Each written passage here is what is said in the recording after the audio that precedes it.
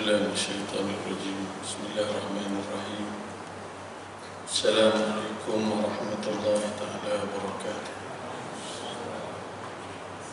بسم الله والحمد لله والصلاة والسلام على رسول الله وعلى آله وصحبه ومن والاه. رب اشرح لي صدري ويسر لي أمري واحلل عقدة من لساني يفقهوا قولي. سبحانك لا علم لنا إلا ما علمتنا إنك أنت العليم الحكيم. اللهم يسر ولا تعسر يا كريم أنت العسر. قال الله سبحانه وتعالى: أعوذ بالله من الشيطان الرجيم وذكر فإن الذكرى تنفع المؤمنين. صدق الله العظيم. Fadil Mursi, Tuan Imam, Tuan Bilal, Saf pimpinan surau, tuan-tuan, para jemaah yang dirahmati Allah Subhanahu wa taala sekalian. InsyaAllah kurang lebih 20 minit kita ada sebelum masuk waktu solat fardu Jumaat. Saya cuba berkongsi dengan tuan-tuan sekalian berkenaan dengan sirah Nabi sallallahu alaihi wasallam.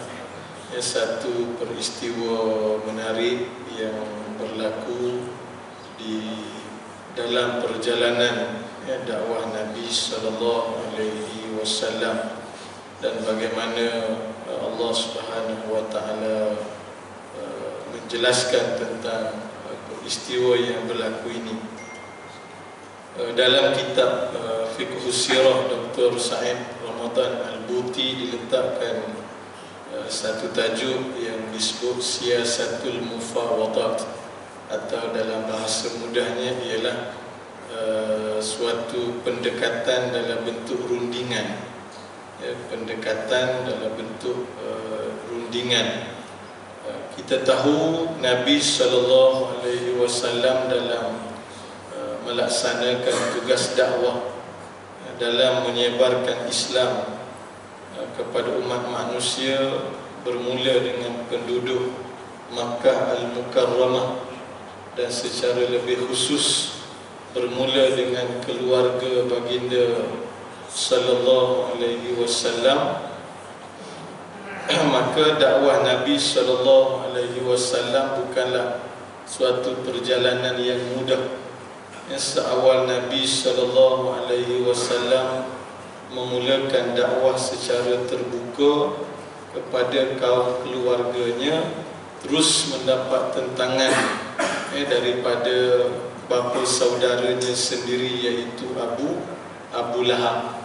Kita tahu bagaimana Nabi sallallahu alaihi wasallam memulakan dakwah dalam bentuk secara rahsia, tidak secara terbuka, bertemu dari seorang individu kepada seorang individu, dan pada masa itu tidak lagi berlaku penentangan.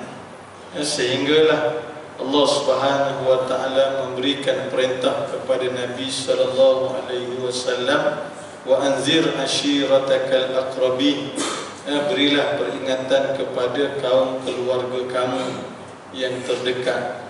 Dalam perintah untuk melaksanakan dakwah secara terbuka, tetapi bermula dengan kaum keluarga dahulu. Lalu Nabi sallallahu alaihi wasallam mengumpulkan ahli-ahli keluarga yang terdekat.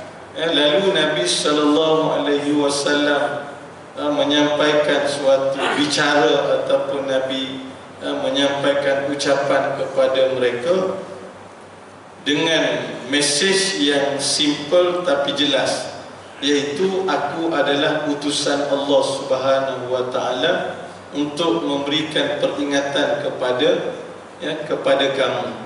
Dengan ungkapan itu, maka bermulalah suatu penentangan terhadap apa yang dibawa oleh Nabi sallallahu alaihi wasallam, bermula dengan Abu Lahab. Abu Lahab terus menunjukkan penentangan dengan mengatakan kepada Nabi sallallahu alaihi wasallam, wailak, celaka kamu wahai Muhammad. Apakah dengan sebab ini kamu himpunkan kami beramai-ramai di sini? ucapan daripada Abu Lahab. Maka disitulah bermula siri-siri penentangan, penyiksaan yang dilakukan terhadap Nabi sallallahu alaihi wasallam dalam usaha untuk menghentikan dakwah. Maka kita tahu dalam perjalanan dakwah Nabi sallallahu alaihi wasallam macam-macam kaedah ataupun macam-macam bentuk penentangan yang mereka lakukan. Ada waktunya mereka melakukan penghinaan terhadap Nabi sallallahu alaihi wasallam, diletakkan najis unta di atas belakang Nabi. Ketika Nabi berada di hadapan Kaabah, mereka menyanyi-nyanyi berhampiran dengan Nabi sallallahu alaihi wasallam. Begitu juga dengan sahabat-sahabat yang lain. Maknanya bahasa mudahnya ialah mereka menggunakan pendekatan secara keras terhadap Nabi sallallahu alaihi wasallam, ternyata tidak berjaya untuk menghentikan Nabi daripada berdakwah. Mereka gunakan pendekatan secara keras, menindas, menzalimi, menganiaya Nabi dan juga sahabat-sahabat yang lain, ternyata tidak berjaya. Maka akhirnya mereka mengubah pendekatan. Mereka mengubah pendekatan dalam bentuk politik rundingan.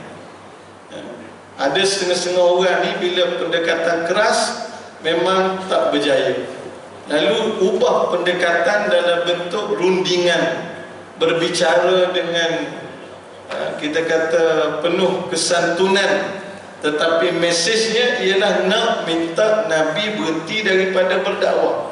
Mesej sama, nak minta Nabi berhenti daripada berdakwah. Pendekatan secara keras ternyata tidak berjaya menghentikan dakwah Nabi sallallahu alaihi wasallam. Lalu mereka mengubah pendekatan dalam bentuk rundingan. Lalu mereka berbincang, sesama pemuka-pemuka Quraisy bersetuju untuk menghantar wakil daripada mereka, iaitu Utbah bin Rabi'ah. Utbah bin Rabi'ah untuk bertemu dengan Rasulullah sallallahu alaihi wasallam. Maka Utbah bin Rabi'ah yang telah diutuskan mewakili golongan-golongan Quraisy datang bertemu dengan Nabi sallallahu alaihi wasallam. Lalu Utbah bin Rabi'ah memberikan suatu ucapan ataupun berinteraksi, bercakap dengan Nabi sallallahu alaihi wasallam dengan suatu ungkapan yang kita boleh jadi biasa dengar dah, tentang apa yang ditawarkan. Dia tawarkan untuk dilantik sebagai raja, ditawarkan untuk Nabi ini menjadi orang yang paling kaya, bahkan ditawarkan kepada Nabi untuk Nabi ini menjadi orang yang dihormati, disegani dalam kalangan masyarakat Mekah.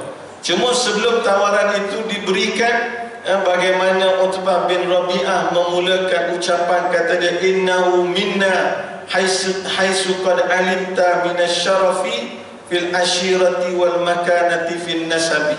Bagaimana dia sebut kamu wahai, dia tak panggil wahai Muhammad, dia panggil ya ibn akhi. Satu ungkapan yang kata apa, ungkapan yang boleh nak tarik dia punya perhatian, ataupun boleh kata apa, nak pegang hati dengan ungkapan yang penuh kehormatan di situ.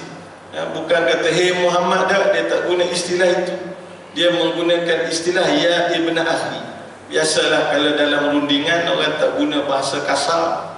Mana-mana rundingan, bila namanya rundingan, maka tentulah dia ada bahasa-bahasa yang sesuai untuk digunakan, yang ada kelembutan, yang ada penghormatannya. Maka dia datang kepada Nabi sallallahu alaihi wasallam, dia tak sebut ya Muhammad, dia guna istilah ya ibn akhi, kan, ya ibn akhi. Ibn akhi ni kalau bahasa kitanya wahai anak saudaraku, atau bahasa mudahnya wahai anakku, lebih kurang begitulah. Dia datang beritahu kepada Nabi dengan ungkapan yang seperti itu. Kemudian dia sebut Kata dia, kamu ini seperti yang kamu sedia maklum bukan orang lain. Kamu ini dengan kita ni sama-sama je belaka. Makna kamu ni bukan datang daripada orang luar, tidak. Kamu ni sama-sama dengan kita, dan kamu tahu yang kita ini minasyarafi, di kalangan orang-orang yang baik, di kalangan orang-orang yang mulia pada kedudukan dan seumpamanya. Tetapi ada sedikit masalah, ataita bi amrin azimin, tetapi kami dapati bahawa kamu ini datang dengan suatu benda yang besar. Besar dari sudut apa? Dari sudut ajaran yang kamu bawa itu berbeza dengan amalan yang kita telah sedia buat.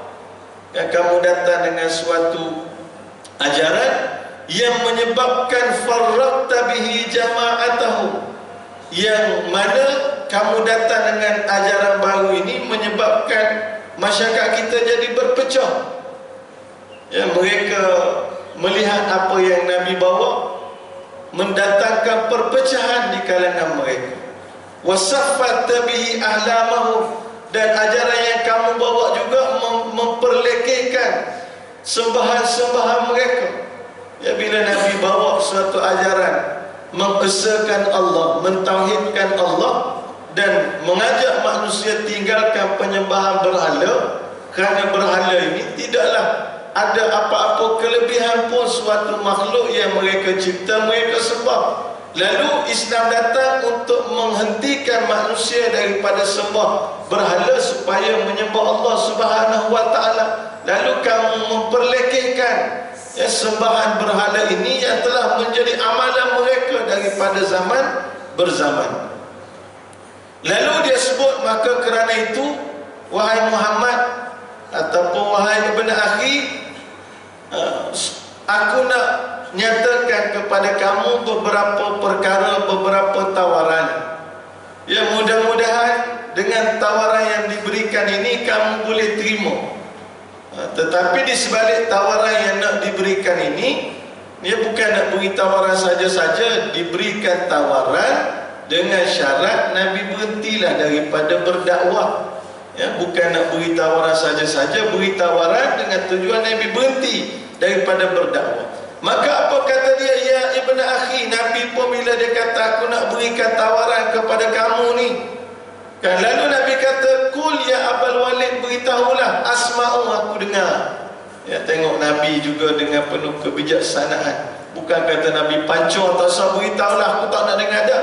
Nabi kata beritahulah, aku nak dengar. Sebab apa? Sebab bila Nabi SAW mendengar dengan penuh perhatian apa yang nak disampaikan, maka nantinya bila Nabi nak bercakap, dia kena dengar. Waktu kamu bercakap, aku dengar.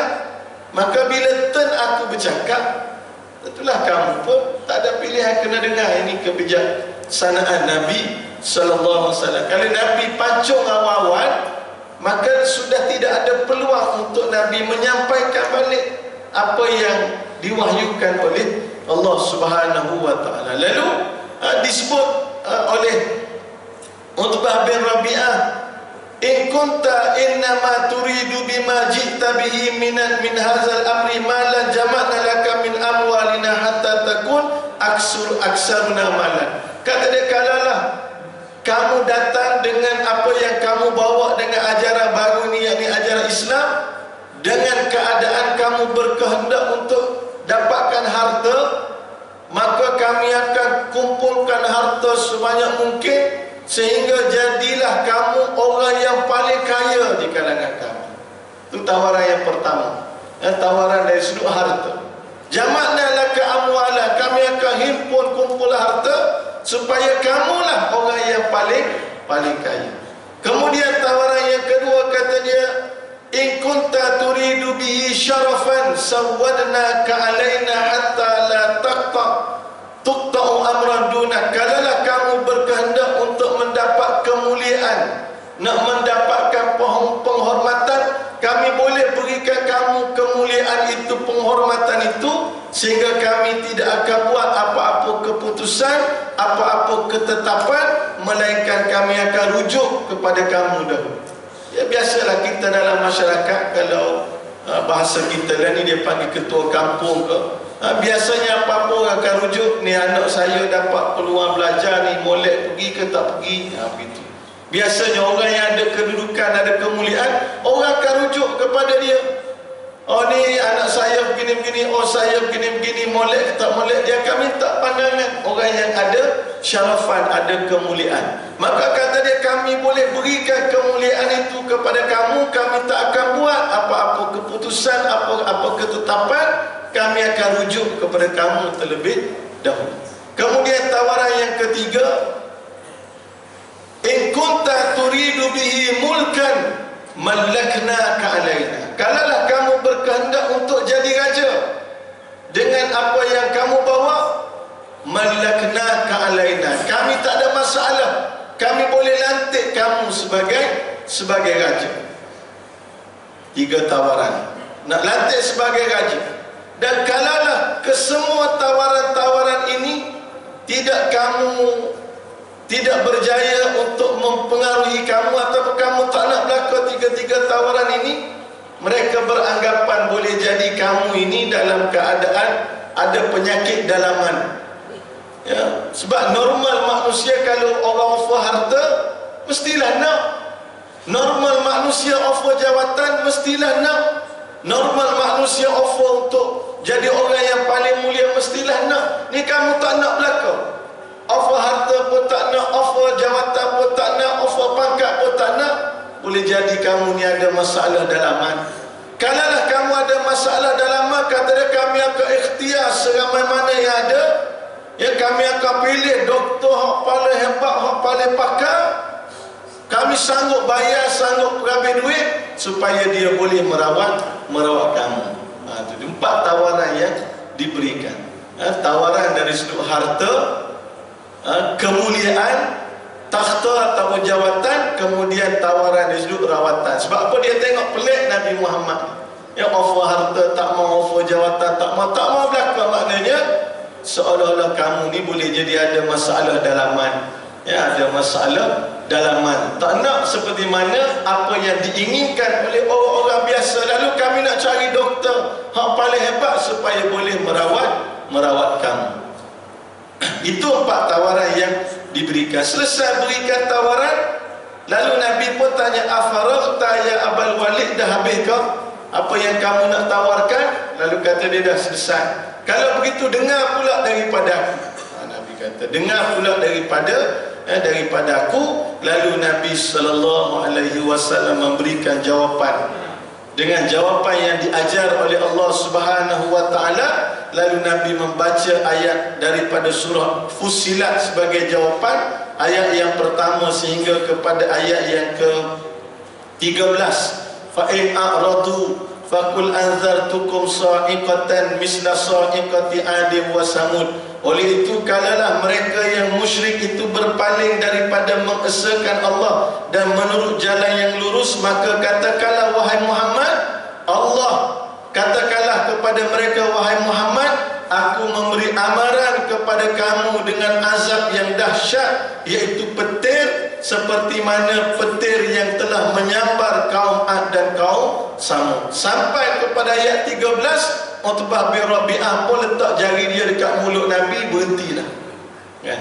Berhentilah, Nabi tak payah nak syarah panjang-panjang, hurai panjang-panjang.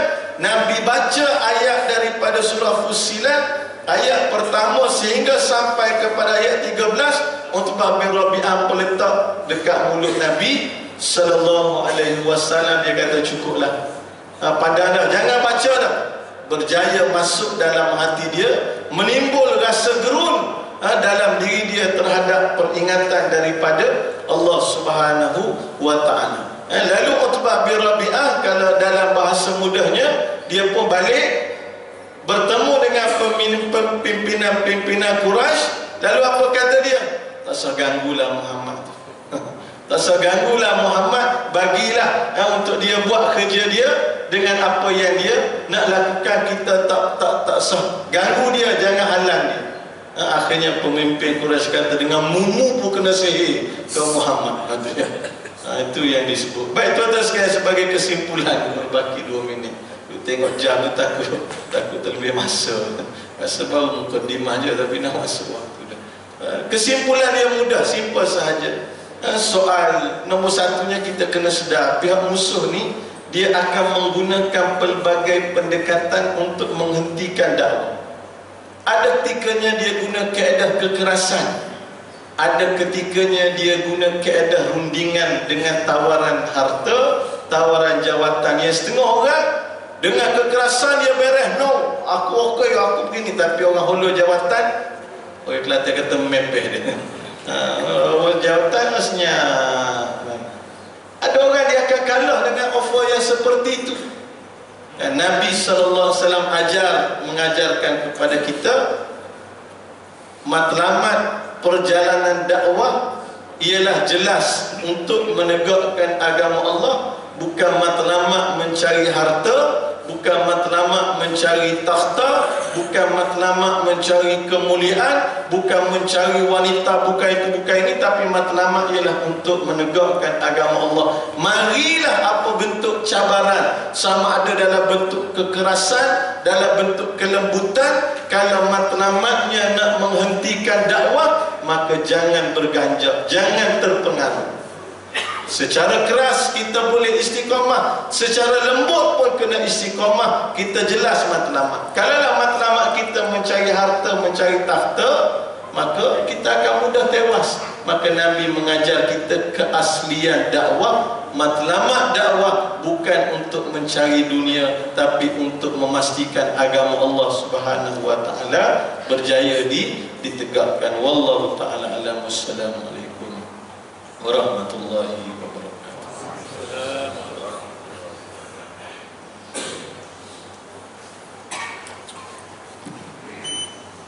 Terima kasih kita ucapkan kepada Ustaz Dr. Muhammad Hussein atas penyampaian